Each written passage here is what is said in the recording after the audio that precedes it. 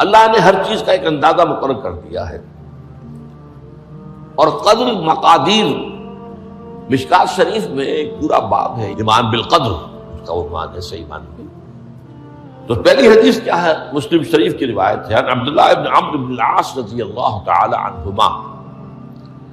حضرت عمرو بن العاص جو بڑے سرداران قریش میں سے تھے، بڑے سیاستدان تھے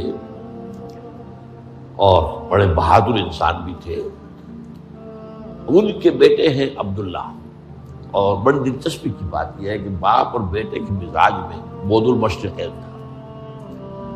وہ تھے جنگجو اور سیاستدان اور بڑے سرداروں میں سے، یہ تھے انتہائی زاہد و عابد، انتہائی زاہد و عابد. انہی کے بارے میں آتا ہے پوری رات کھڑے رہتے تھے نوافل میں، اور ہر روز روزہ رکھتے تھے، جس پر حضور نے یوں کہنا چاہیے کہ ڈانٹ پلائی. آپ کو اطلاع ہوئی، آپ نے بلایا، یا عبداللہ اولم اخبر انک تقوم اللیل وتصوم النہار تصوم الدہر. کیا مجھے یہ خبر نہیں دی گئی ہے؟ یعنی مجھے یہ خبر ملی ہے کہ تم پوری رات کھڑے رہتے ہو، نماز پڑھتے ہو، تم ہر روز روزہ رکھتے ہو. اب کیا کرتے؟ بلا یا رسول، جھوٹ بولنے کا تو یارہ ہے ہی نہیں، ہو بھی نہیں سکتا. فرمایا لا تفعل، سختی سے بات. وہ عبداللہ ابن عمرو ابن العاص رضی اللہ تعالی عنہما اس کے راوی ہیں. قال رسول اللہ صلی اللہ علیہ وسلم كتب اللہ مقادیر الخلائق قبل ان يخلق السماوات والارض ب50,000 سنہ. اللہ تعالیٰ نے مقداریں اور تقدیریں، ابھی دو الفاظ میں بولوں گا تاکہ آپ کے ذہن میں بات رہے، معین کر دی تھی، لکھ دی تھی. آسمانوں اور زمین کی تخلیق سے 50,000 سال قبل. یہ ہے قدر، ہر چیز کی ایک تقدیر جو ہے وہ معین ہوئی ہے. اب آئیے اس میں کتاب سے مراد کیا ہے؟ جو آیت میں نے دوسرے نمبر پر پڑھی آج، سورہ حدید کی آیت، ما اصاب بمصیبۃ فی الارض ولا فی انفسکم الا فی کتاب من قبل ان نبرأ. کتاب سے مراد کیا؟ نہیں پڑتی تم پر کوئی مصیبت، کوئی تکلیف، نہ زمین میں نہ تمہاری جانوں میں. زمین میں سیلاب کا آ جانا، زلزلے کا آ جانا، کوئی اور اس طرح کی عمومی ہلاکت کا آ جانا، عمومی تکلیف کا آ جانا. تمہاری جان میں اچانک جو ہے تشخیص ہو گیا کینسر ہے، اچھے بنے تھے، ٹھیک ٹھاک چل رہے تھے، تو معمولی سی تکلیف ہوئی، انویسٹیگیشن کیا تو معلوم ہوا تو کینسر ہے اور وہ کافی بڑھ چکا ہے. لیکن جو شے بھی آتی ہے، چاہے تمہاری جان پر آئے چاہے زمین پر آئے، وہ ایک کتاب میں لکھی ہوئی موجود ہے اس سے پہلے کہ ہم اسے ظاہر کریں. یہ تمہیں مشکل نظر آئے گا، ان ذالک علی اللہ یسیر، یہ اللہ پر بہت آسان ہے، بہت آسان. اللہ کا علم کامل ہے. تو معلوم ایک بات جان لیجئے کہ حقیقت کتاب سے مراد اللہ کا علم قدیم ہے. اللہ کا علم حادث نہیں ہے، معاذ اللہ ثم معاذ اللہ، کہ کوئی شے ہوئی تو اس کے علم میں آئی.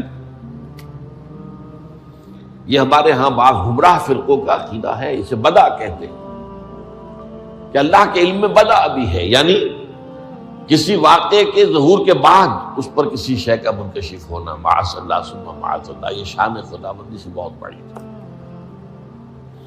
وہ تو عالم ما کان و ما یکون ہے، جو بھی کچھ تھا اور رہا ہے آج تک ہمیشہ سے ہے، اور جو بھی کچھ ہوگا وہ سب اس کے علم میں آنے واحد میں موجود ہے. آنے واحد، یہ آنے واحد کے لفظ کو اچھی طرح سمجھ لیجیے.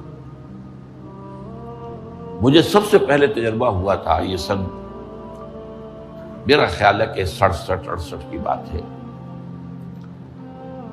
میں نے پہلا ہفائی سفر کیا تھا لاہور سے کراچی. اس وقت فوکر چلتا تھا، فوکر فرینڈ شپ، چھوٹا جہاز چڑیا والا، اور کرایہ 90 روپے تھا نائٹ کوچ کا. آج آپ تصور کیجیے. تو میں چونکہ مجھے جغرافی سے دلچسپی ہے اور فوکر زیادہ اونچا نہیں ہوتا، تو میں دیکھتا جا رہا تھا کھڑکی سے، اس وقت ہم کہاں پہنچ گئے، اب کہاں پہنچ گئے، اب جو روشنیاں نظر آ رہی ہیں کس شہر کی ہیں، یہ اکاڑے کی آ گئی، یہ ساہیوال کی آ گئی، یہ آگے اور آگے. ایک دم میں نے دیکھا کہ 3 شہروں کی روشنیاں میں ایک وقت دیکھ رہا ہوں، لودھرا، بہاولپور، سماسٹا۔ مجھے خیال آیا کہ جب میں ٹرین سے سفر کرتا ہوں، کراچی جاتا ہوں، تو لودھرا پہنچتا ہوں تو میں سمجھتا ہوں کہ ابھی بہاولپور آدھا گھنٹے بعد آئے گا، وہ مستقبل کی شے ہے میرے لیے۔ بہاولپور پہنچتا ہوں تو لودھرا میرے لیے ماضی کی بات بن جاتی ہے، آدھے گھنٹے پہلے لودھرا آیا تھا، اور آدھے گھنٹے کے بعد جو ہے سماسٹا آئے گا، وہ میرے لیے مستقبل بن گیا، لودھرا ماضی بن گیا۔ لیکن اس بلندی پر میں بیک وقت دیکھ رہا ہوں لودھرا کو بھی اور بہاولپور کو بھی اور سماسٹا کو۔ یہ معاملہ جو ہے اس کو 1 ملین بلین سے ضرب دے لیجئے، اللہ تعالیٰ اس بلند مقام سے دیکھ رہا ہے جہاں اس کے مشاہدے میں، اس کے علم میں ماضی اور مستقبل کا کوئی سوال نہیں۔ آنے واحد۔ تو یہ در حقیقت کتاب جسے کہا گیا قرآن مجید میں بار بار بہت جگہوں پر آیا ہے، تو یہ کتاب جو ہے در حقیقت اللہ تعالیٰ کا علم قدیم،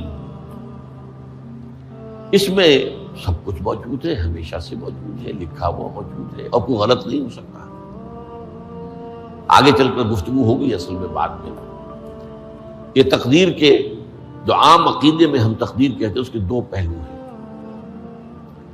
ایک پہلو ہے ما اصاب علی الانسان، جو کچھ انسان پر آتا ہے مصیبت، جیسے ابھی آیت میں نے پڑھی ما اصاب من مصیبت فی الارض ولا فی انفسکم۔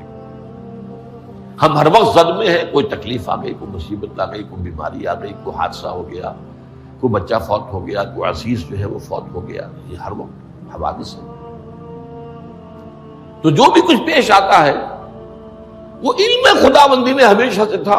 یہی وجہ ہے کہ ایک اور حدیث ہے ابن الدیلمی سے، لمبی حدیث ہے وہ، لیکن اس کے اندر جو آخری ٹکڑا ہے وَتَعْلَمَ، یعنی انسان کے نجات کے لیے لازم ہے کہ یہ بات بھی تم جان لو انما اصابک لم یکن لیخطئک وانما اخطأک لم یکن لیصیبک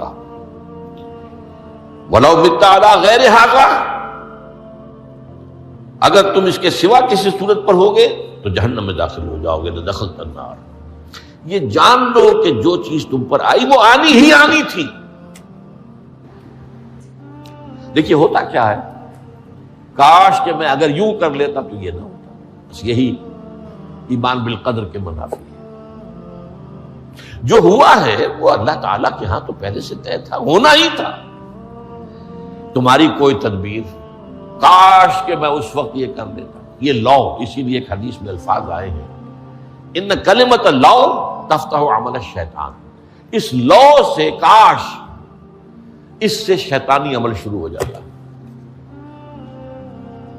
کاش کہ یہ ہو جاتا، کاش میں یہ نہ کرتا، کاش کہ ہو جاتا، تو یہ نہیں۔ تعلم انما اصابک لم یکن لیخطئک، تو جان لے اس بات کو کہ جو چیز تم پر آئی ہے وہ ہرگز ٹلنے والی نہیں تھی۔ کوئی تدبیر تم کر لیتے، کوئی کسی وقت کوئی ہیلا کر لیتے، کوئی تم قدم اٹھا لیتے، کچھ بھی کر لیتے، وہ تو آنی ہی آنی تھی۔ وما انما اخطاک، جو چیز تم سے چھوٹ گئی، رہ گئی، نہیں ملی۔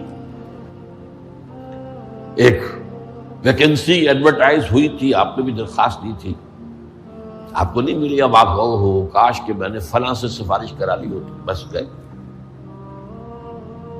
تو جو چیز چھوٹ گئی ہے چھوٹ جانی ہی تھی، اس میں قطعاً جو ہے کوئی شکل، کوئی تدبیر، کوئی سفارش، کسی طرح کا کوئی بھی ہیلا، کوئی جو ہے اس پہ کارگر نہیں ہو سکتا تھا۔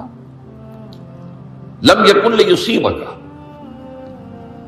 ومت علی غیر ذالک، اگر تو اس کے سوا کسی کیفیت پر تیری موت واقع ہوئی، اگر یہ یقین نہیں ہے، یہ ہے تقدیر کا وہ مفہوم کہ جس کا تعلق ہے علامہ اصاب الانسان، جو انسان کے اوپر وارد ہو رہا ہے، اس کے ضمن میں تقدیر کا مفہوم کیا ہے؟ کہ جو ہوا ہے وہ تو ہونا ہی تھا، اس میں تو کسی شک و شبے کی گنجائش نہیں، بالکل قطع اللہ تعالیٰ کا فیصلہ ہے۔ البتہ در حقیقت ایک دوسرا پہلو ہے، ما یفعل الانسان، وہ جو انسان کرتا ہے، یہاں آ کر یہ تقدیر کا مسئلہ بہت ٹیڑھا ہو جاتا ہے۔ آیا میرے اندر کوئی اختیار بھی ہے کہ نہیں؟ Do I have any free choice؟ یا ہر شخص پہلے سے طے ہے؟ تقدیر کا ایک عام مفہوم یہ ہے، اور اس مفہوم میں بھی بعض روایات بھی ہیں جو اس کی تائید کرتی ہیں کہ ہر چیز پہلے سے طے ہے، لکھی ہوئی ہے۔ اور یہ جو حدیث ہم نے ابھی پڑھی ہے، یہ گویا کہ اس کی ایک مثال ہے۔